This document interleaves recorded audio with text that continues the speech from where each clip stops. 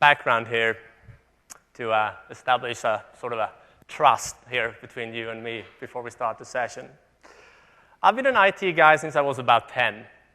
I'm a Microsoft MVP in setup and deployment. And back in 1989, I fell in love completely. I fell head over heels in love with automation. Started to work with deployment, deploying DOS, deploying Windows eventually, and I've been doing that ever since. 2 years later, back in 91, I realized that contributing simply made me feel really good. I started to do BBSs that went into IRC, into relay chat, turned into forums, and I've been doing that as well ever since. So I'm just curious, how many in here has, at some point in time, read one of my forum posts? A good hand, thank you.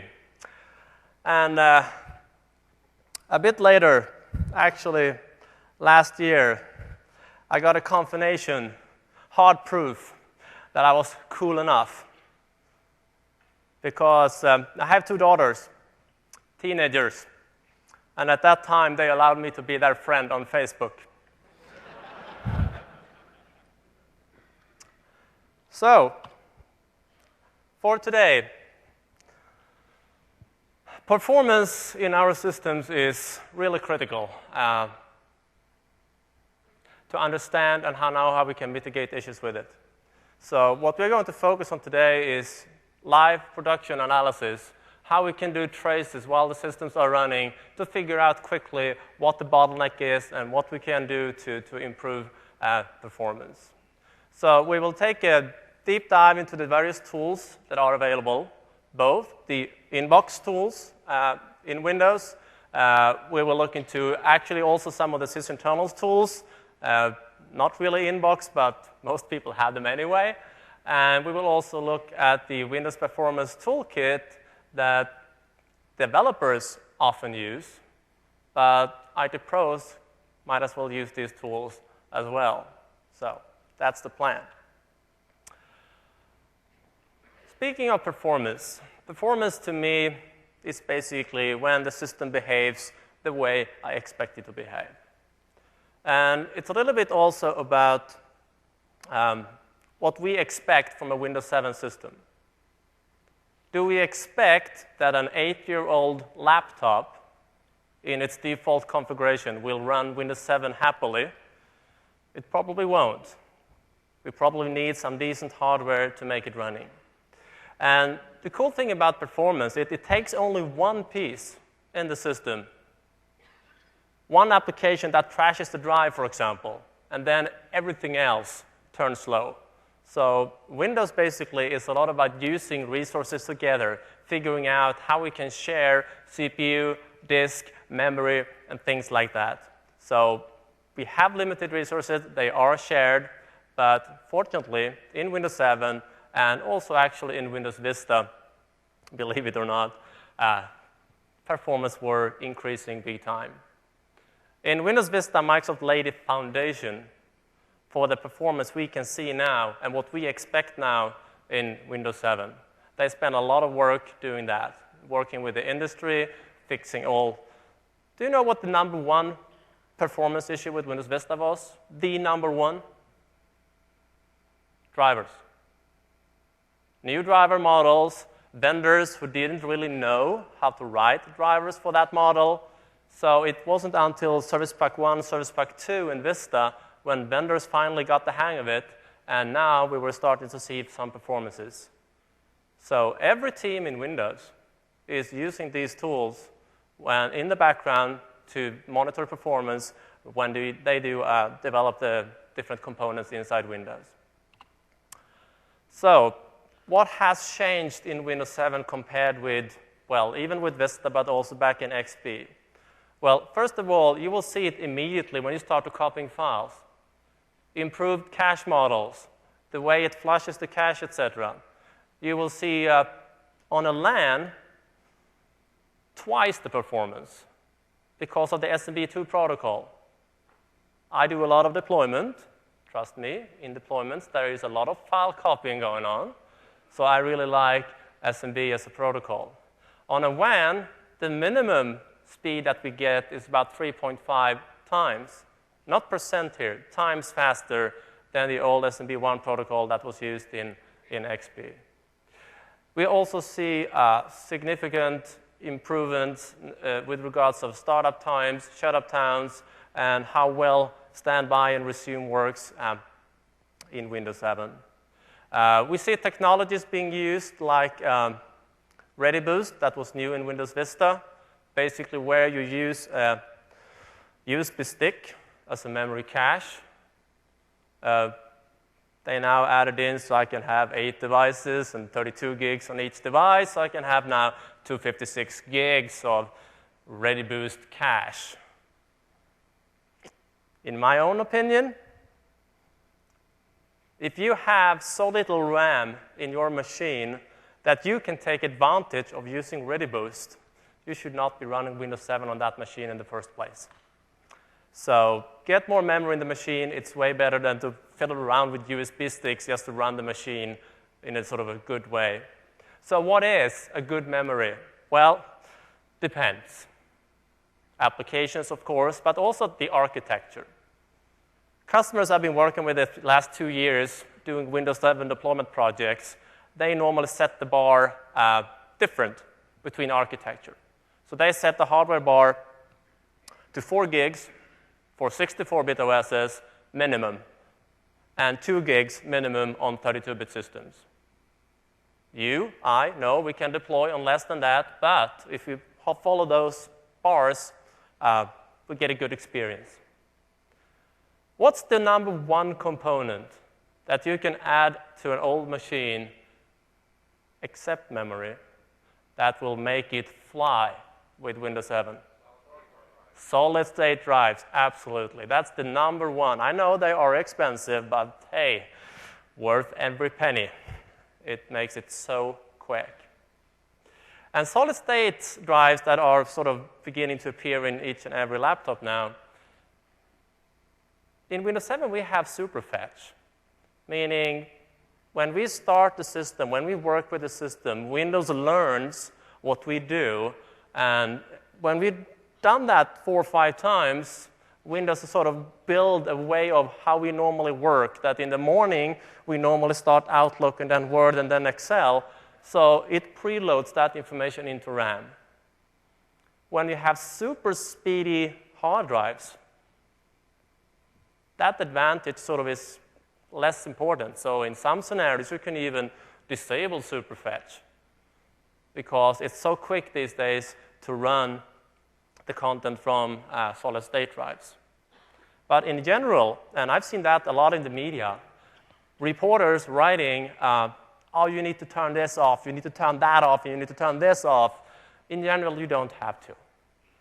Try to work with Windows 7 as it is by default, and only when an issue occurs, then you start to investigate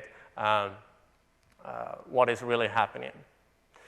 The only thing that sort of makes sense these days to turn off on solid-state drives, it's basically the defragger, because there is no point defragging a solid-state drive. It will only wear that drive rather than give you any specific benefit. So that, I would say, all right, makes sense to do. Also in Windows 7, Microsoft changed the way we can load device drivers. We can now load them pretty much in parallel at the same time. So that's how you see these increasing, or rather decreasing, boot times. It's much quicker now to boot Windows 7. You will also notice that you can log in more quickly to a Windows 7 box. It doesn't mean it's ready, all the components, but you can log in and you can click on the Start menu and you get the performance you expect. So now in the background, for example, where in XP, if you had folder redirection, they could basically block your logon. Now that happens asynchronously in the system in the background, so you can still log on. But I still see customers complaining about long logon times in Windows 7. So you go on site, you talk with them, you look what they're having, And you see they have an 800-line VB script as a login script. And you say, I think I have an idea why the login takes so long. So why don't take advantage of other technologies like group policy preferences to replace 99% of your login script, but take advantage of the new features in Windows 7 as with regards to performance. You can basically reduce that time frame to, say, 10% by using preferences rather than these massive lines of scripts that are supposed to happen. Group policy preferences, client-side extension, it's in there already. So, how many of you here has heard this ever? Say yes. Yes. So, this is typical. It can be the company, it could be your friends and family calling, it could be anybody basically experience this at some point in time. So what can we do to help someone with this question or issue? Well, we can start to look at the different performance tools. So first, inbox in Windows, we have the old, trustworthy Task Manager and Perfmon, been around for forever. Since back in the NT3.x days, these tools have been around. Then we have a utility called Resource Monitor, which I wouldn't say is a performance tool per se, but it really helps us figure out, okay, what happened in the system from the time we actually deployed it until right now. If we don't like these tools, of course we can use the new event tracing for Windows, the mechanism that come with Vista, to write our own tools and gather even more information. And we will actually be using that event tracing mechanism for the last part of this session. So, let's dive into the demo here.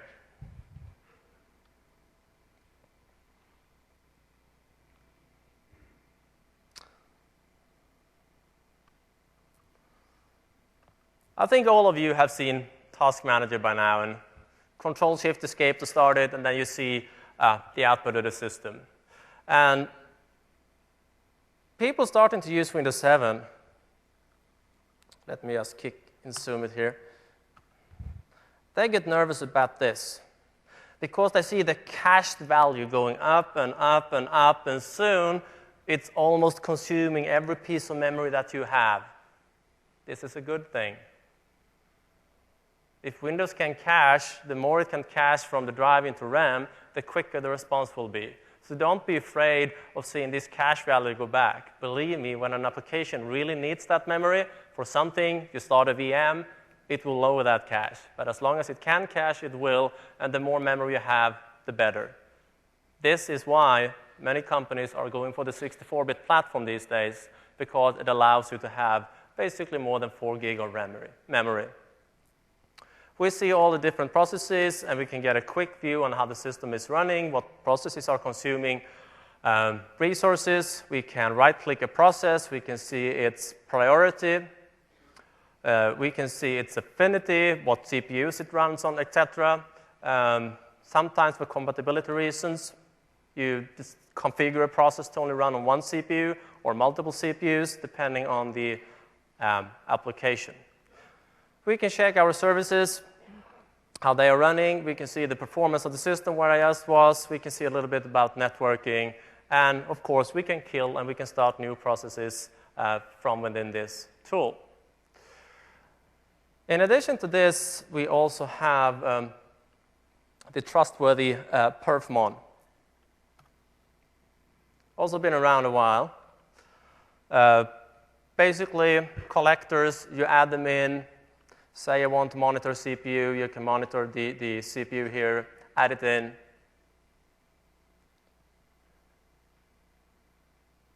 Hello, my friend. Why is clicking not working? And we can start the system being reporting, and we can view this information in different panes. We can view it as a report, things like that. Just a quick view of the system. Nothing that is terribly useful for us. But when is performance monitor still useful? long-term analysis. It's the best tool there is to do analysis that lasts for, say, a week or two. Say we are monitoring a server, we suspect a memory leak for an application, this is where we still use to run these utilities. Another resource we can use, and let me jump to a Windows 7 VM here with a nice black background.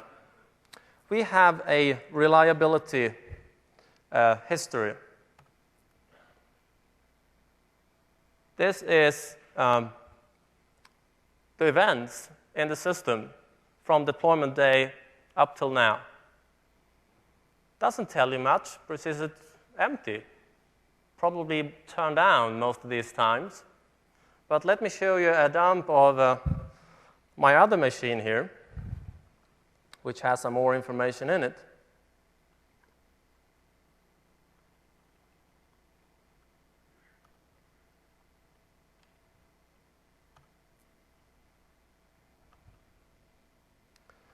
As you can see, as the dates go by, different things happen in the system.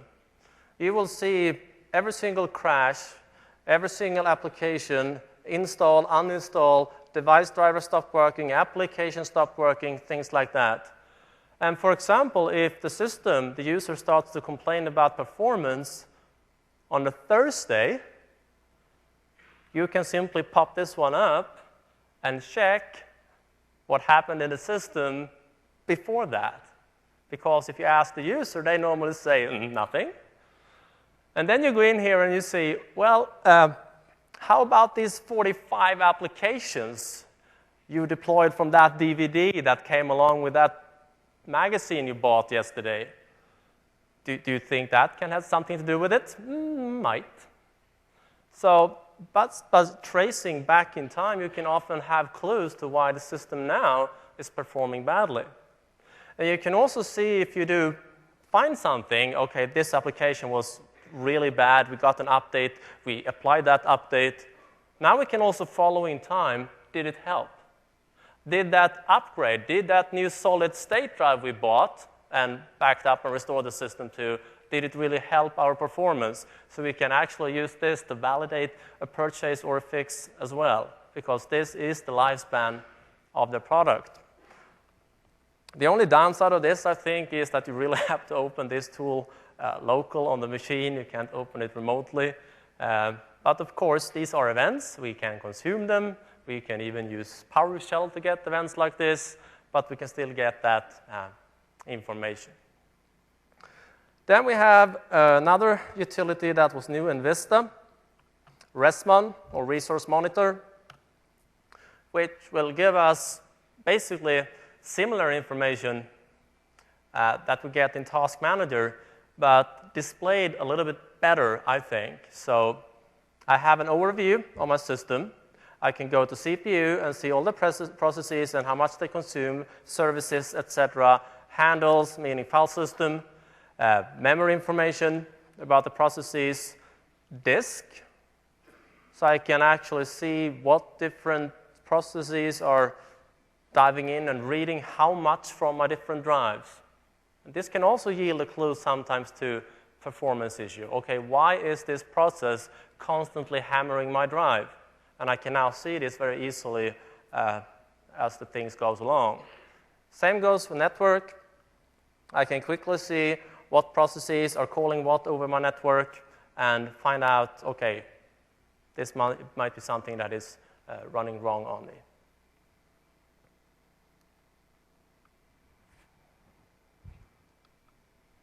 So that was the inbox tools. What about non-inbox tools? Well, we have two of them. First, we can download the sysinternal suite, which now is Microsoft, or a few years back been Microsoft. Quite powerful tools. And we also have the performance toolkit. But let me start by showing you the sysinternal tools here.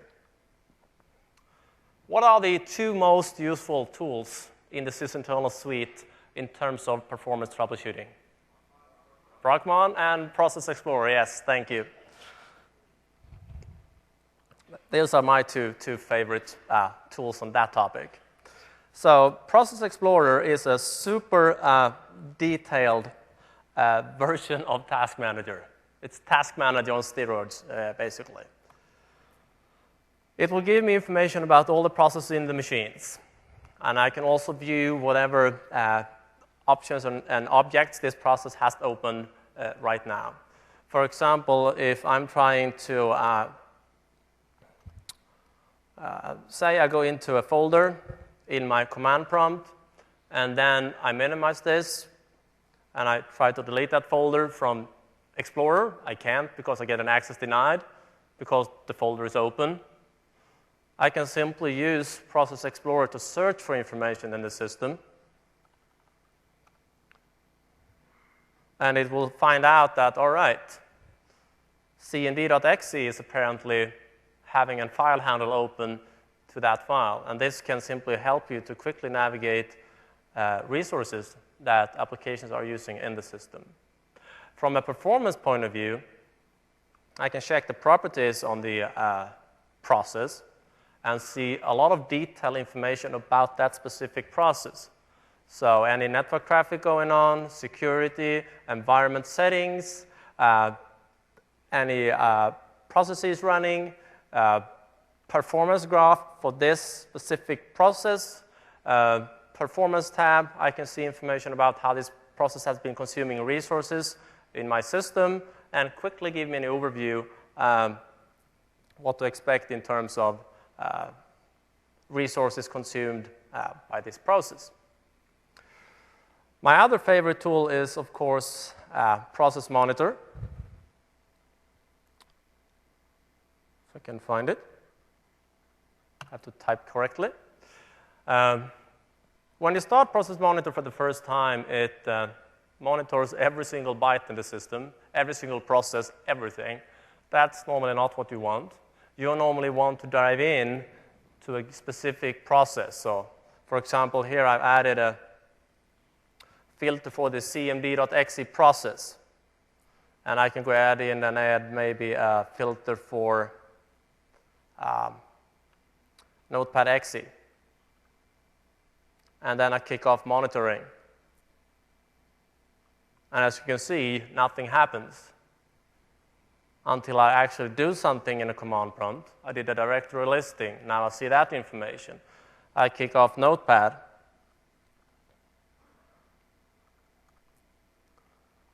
Type something, change something, and I will see that information being logged. So how can we use this for performance troubleshooting? Well, we can easily see quite quickly in what folders and files the application is writing and reading, and also in the registry information, etc. But the useful information is normally in the files, because if you suspect an application is hammering the drive to really its bottleneck, you can just export this, import that into Excel, do a sort of a spreadsheet and just look, okay, how many reads and writes do we have to different files in the systems? Maybe this is a server application. Maybe we need to move that folder to a RAID set to get more performance. We maybe need to use a SAN rather than the single fixed disk that we had on the machine. So Process Monitor can be equally useful to troubleshoot performance-related issues as well.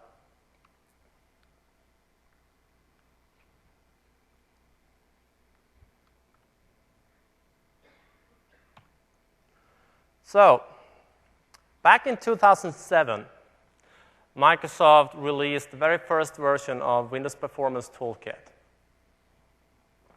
How many of you have actually played around with it? Like 5 people, 10 people, not too many. And the reason is, this is basically from the MSDN site. And where do IT pros go normally? Not to the MSDN site. It's a developer site, mostly. But there are really goodies, because the gray area between an IT pro job and a developer job these days is sort of narrowing. An IT pro still need to be able to deploy the application, and they are responsible for operations. And we can use these utilities that developers normally use to monitor their app to also monitor how it works in production live environments. So as I said before, this is the kit. It's part of the Windows SDK. So you can download it either as an ISO or as a web install. And you get the tools at about 20 megs in size on each architecture. But this allows you to do advanced traces of everything that happens in your system and also give you analysis tools to understand, all right, what is really happening. And this utility set is really based on the event tracing platform I was talking about before. So if we dive into the kit, there are two tools in the bottom. It's basically developer tools. But the first three of them, Xperf, that we use to start capturing information, to stop capturing information, and we can also do some command line analysis using it. There is Xperf View, which is a visual UI for managing and analyze the content that we get from starting an Xperf trace.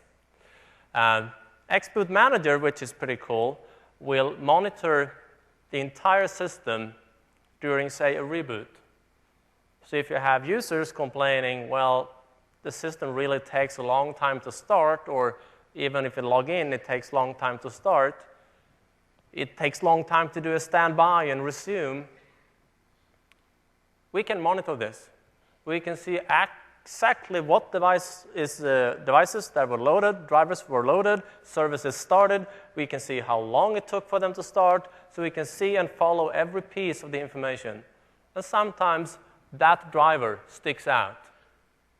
That fingerprint driver trying to do something, and it's spending 60, 70, 90 seconds doing that. In normal Windows troubleshooting, we would be clueless to find that information. But with these tools, we can actually see that process. We can see how long time it took, and we can see what driver was causing that long wait. And sometimes by simply either removing the driver, updating the driver, we suddenly have a responsive system.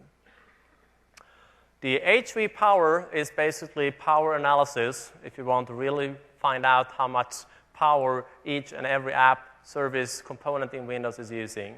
The sim cache-n is normally a developer thing.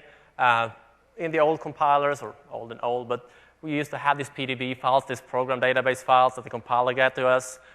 They were like big.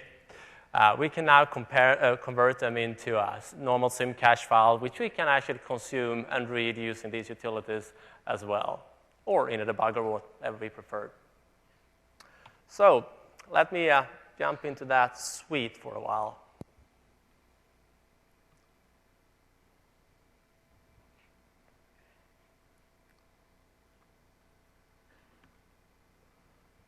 So on this machine, I have captured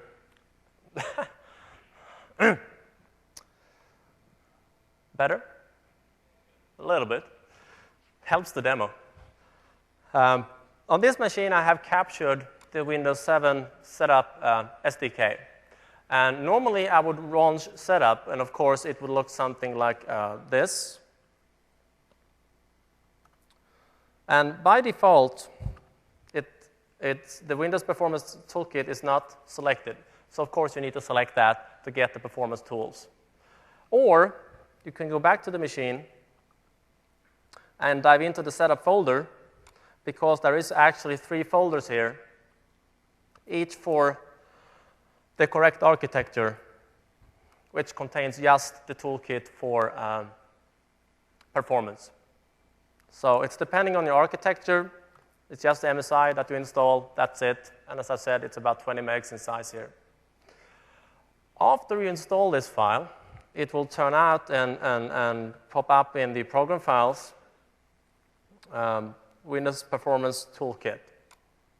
So this is the folder here. Once it's installed, you can actually just copy this folder to another system. You don't need to install it. It doesn't register anything. It's just a copy and paste if needed. And in fact, if you want to start a trace for a user, you only need this file and this file to start the trace.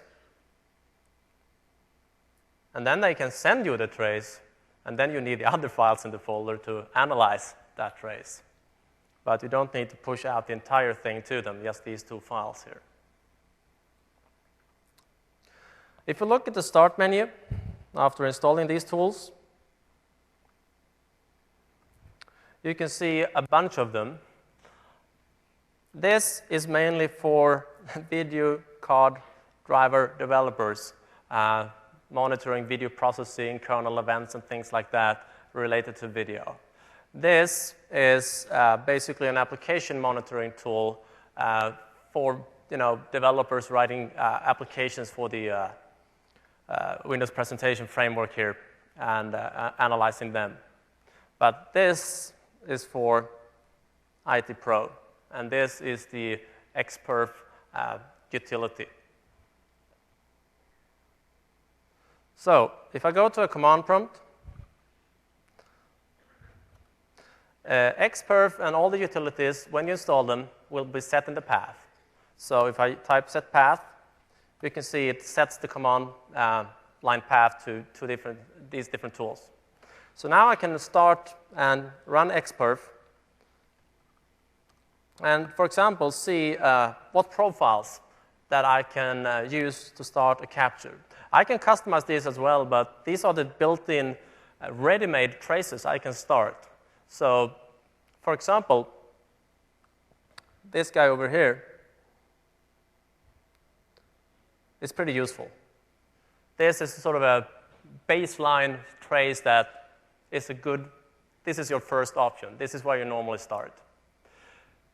But when you do captures, we can start the trace either to buffer, it says in buffer meaning memory, or it says in sequential file or sequent file, meaning to file system. And of course, this depends on what we are monitoring. Most times, we want to monitor, dump the trace into memory, except if we are monitoring memory. We think that's the bottleneck, then we probably want to log to file instead, rather than consume a massive amount of memory for the process. And the same thing, we are monitoring file system performance. Do we want to put the log file on the file system then? Probably not. We probably would like to have it a buffer. We would like to have it in memory instead. So I will run XPerf, and I will select the start thing, and I will paste in the profile over what content I would like to trace, or what functions I would like to trace. Now it's started. And this trace caused very little impact on the system. It's very lightweight because it's using the event tracing mechanism. So let me do something in the system. Let me go into the SDK, get some samples. Maybe play a nice video about Seattle and why you should go to Seattle. And I hope the audio is with me through my remote desktop session. Let's see, the audio's in a bit late here. So, there's lots of great reasons to come visit Seattle. That's right. I came here because of the coffee. Yeah, everyone knows the coffee. Yeah. And heard about the drivers? But then it rains, and it's bad. Yeah. It's bad. But the traffic in general is terrible. Okay, yeah. But, the weather. It doesn't rain all the time. Yes, it does. Yeah. Never mind. So I played a video. I started up Internet Explorer, did some things. No, thank you. MS Paint, nice picture here. Lovely, great. I did something in the system. And when I'm done with my trace, I stop it by, stop. But I also need to specify a file. So teched.etl. And now it will capture the trace and store it in this file here. And a good warning here, this trace may contain personally identifiable information because we are tracing and capturing a lot of things in the system. So don't just publish this on the internet and hope no one ever reads the information in it, because it can be things you didn't want in there, like this video, for example. If I want to, I can use Xperf to convert this to a text file. And this is what you guys were had to deal with in the past, because before 2007, text files were about the only way we can get this information out of the system. So let me export this to a text file. So Xperf-I, the trace, and output, and tekia.text file name. This will take a little while, because the ETL file is a really good format in storing the information in the system without consuming too much space of it. So you see that the text file it creates is going to be normally about 10 times in size. And please, whatever you do, don't try to open this text file in Notepad, because if you try to open a 400 meg text file in Notepad, it really gets upset about that, even if you have solid-state drives and 8 cores on the machine. But I can use Trustworthy More to at least peek into the file and see what information is in there. And this information is not very visible at all. So I rather use Xperf to open the file directly. So if I do this, it's really not Xperf starting. It's Xperf view. So now I'll see the graphical representation of the same information. So now I have my entire trace. I can, for example, go to CPU and filter down on every CPU that I want to see. I can go down to properties and, for example, clear all properties and just monitor my VM player running here. I can go to my IO counts to see how many IOs it happens in the system. I can go to my disk. I can even go to a section and right-click and say zoom to get more information on that section. And for example, in terms of disk, I can go to detailed information, which will pull up the disk information from me. And I can still filter on process names here. So if I want to see the disk I/O related to, apparently wasn't reading any disk I/O in my selection there, to let me see if I can find the media player. So I will go unzoom. I will go detail again. Process name, where we have the player, VMware, the Windows Media Player. The red lines here are flushes when the disk is flashing content. But as you can see, I can see information about the process, and I can even see, hover over the different points on the drive and different sectors on the drive, different offsets on the drive. I will have information about, all right, why was it reading that part of the drive? So you can see here pretty clearly if a disk is heavily fragmented, because now the processes are going to start to write and read all over the drive, and you can see this pretty quickly here. You also get some additional information about the drive. For example, all right, this is a VM. I expect write caching to be disabled, but on a normal host, normal drive, I expect it to maybe be enabled. And that can sometimes give me a clue about performance issues as well. If I go back to CPU, up here, and by the way, in the left-hand corner, we have something called bands. This allows me to select and deselect additional features that are in the trace that I want to view in the right pane here. But I can, for example, do a summary.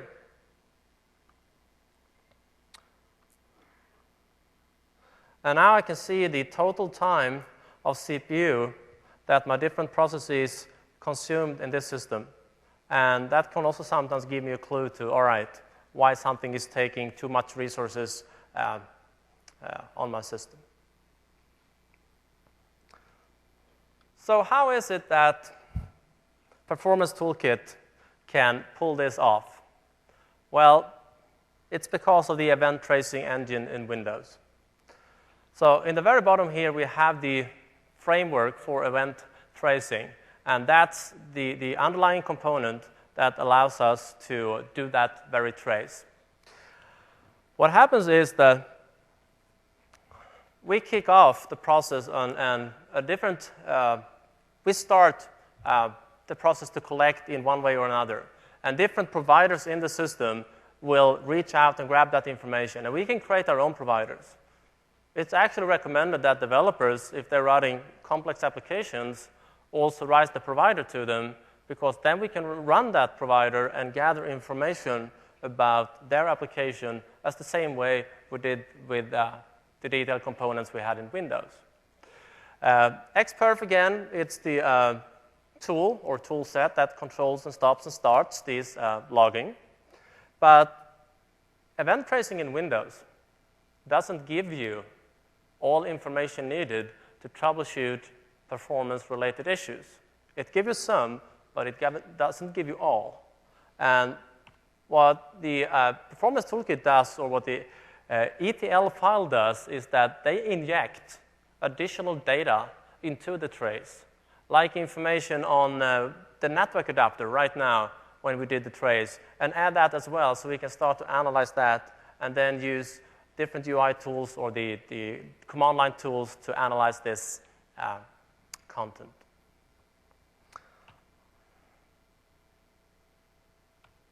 All right.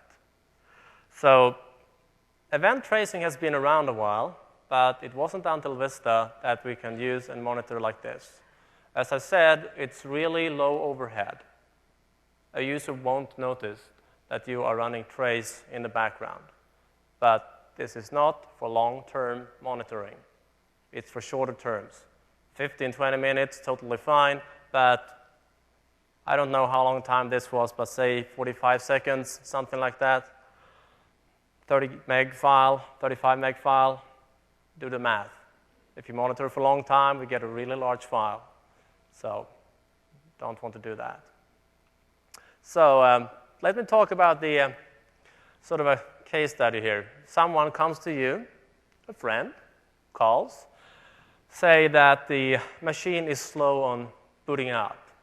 Do you think it could be because I have a 512 meg machine with a 5400 RPM drive? I tried to run Windows 7 on it. I don't know. Let's go ahead and find out. So what we can do is click the right buttons. I can do a trace of the entire machine during a boot. So I will close this window.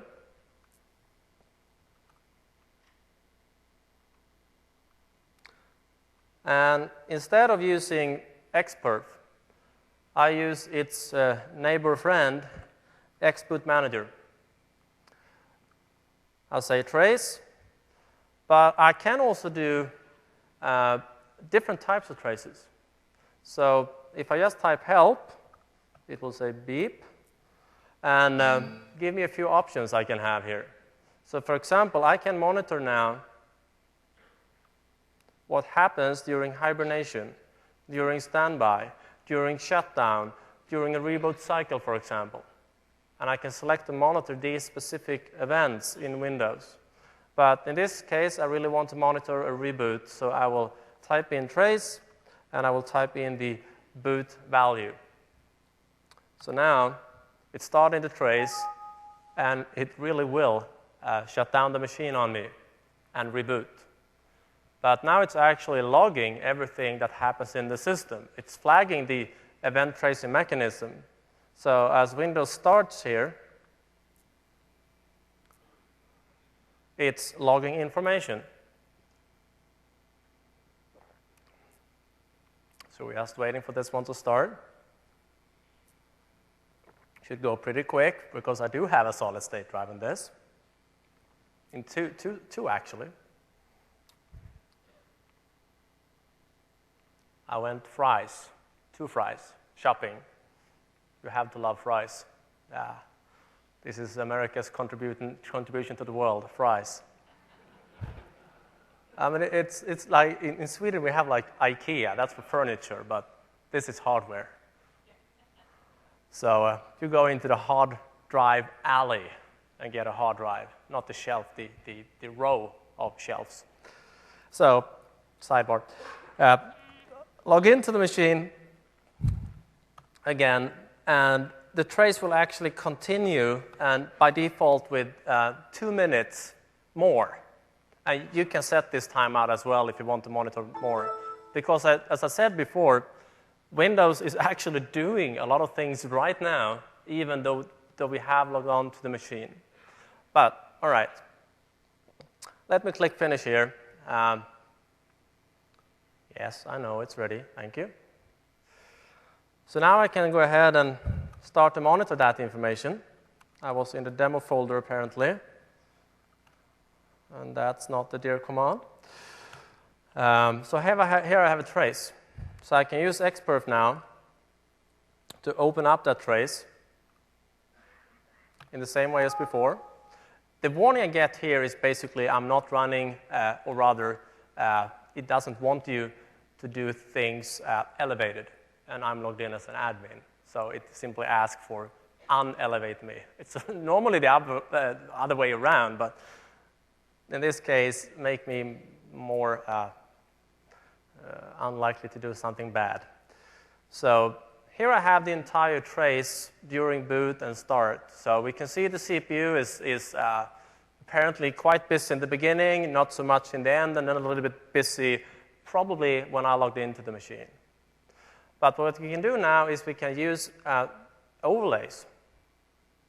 So let me overlay, say, with process lifetimes. Now I can see the different processes, everything that happened in Windows at what given point. For example, here I can see that zoom it ended.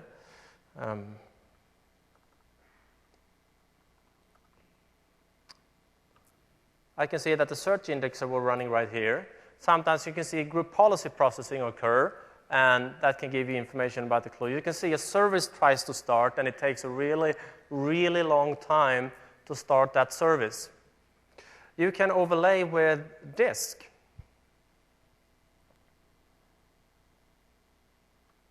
So now we can see, all right, on what part of the this entire process was the disk working really hard? Well, obviously in the beginning here. So is the disk a bottleneck here?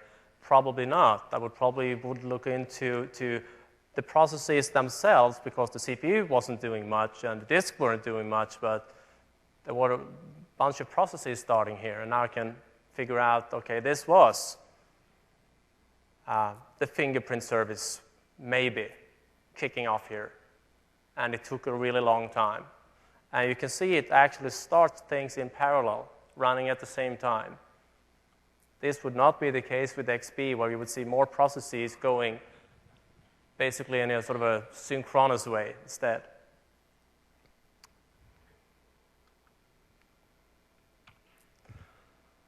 So,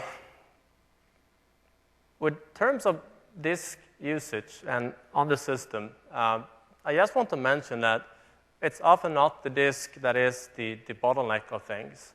You need to analyze and add overlays like I showed you in the demo to see what's really happening. Because just because you have a massive read-write doesn't mean it's the disk that is causing the problem. It might as well be other things.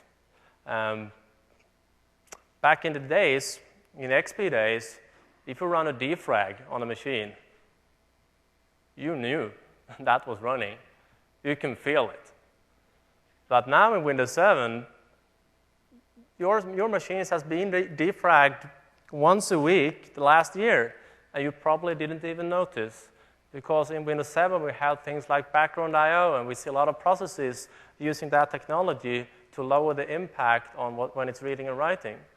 But a badly written application may not take advantage of those features and still be using the XP way of doing things, and we can see that quite easily in the trace. Another sample I would like to share with you is, for example, when you have a system not responding, and this was a machine where the overall machine was just sluggish, real sluggish. Even when you move the cursor, it sort of jumped, staggered over the screen when we run this trace.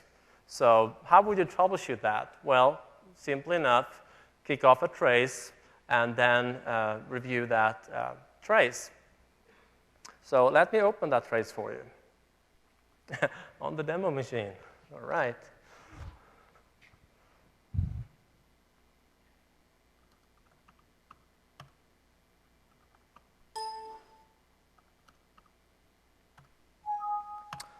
Yes, thank you. So this was a trace of a machine that was close to impossible to work with. But when we start to look at the different information here, we're looking at, for example, the CPU. I don't think you would get too alarmed over this CPU graph here. It looks pretty normal. You may go down and check things like disk I/O. And you can see it was a little bit busy in the beginning of this trace, but then not much, so probably not related to the disk either. But further in the trace, and because we can enable things like deferred procedure calls, interrupts, that a normal perf one simply won't give us. What's this? Device drivers. A deferred procedure call is a very high priority process in the system. It's basically a hardware and its driver will generate an interrupt to the system, get some data and get it back, and then try to continue. But since it has a very high priority, it's more or less locking the system while it's doing that. So when we drill down to the deferred procedure calls here, we can see that, woo, this is not very nice. So let us right-click a section here and go into the summary table for this. And now we can see that of all processes running right now, we saw that the process spanning, the name has been removed to protect the innocent. We saw a device driver that was consuming, 90% of that time. And we can pinpoint that problem and quickly realize, all right, we need to upgrade that device driver to something else, and the problem went away. Or it could be a malfunction hardware. It could be an external device that is sort of nagging the system constantly. And by using tools like this, we can, okay, this device is causing these problems, and we can figure it out. So quite powerful indeed.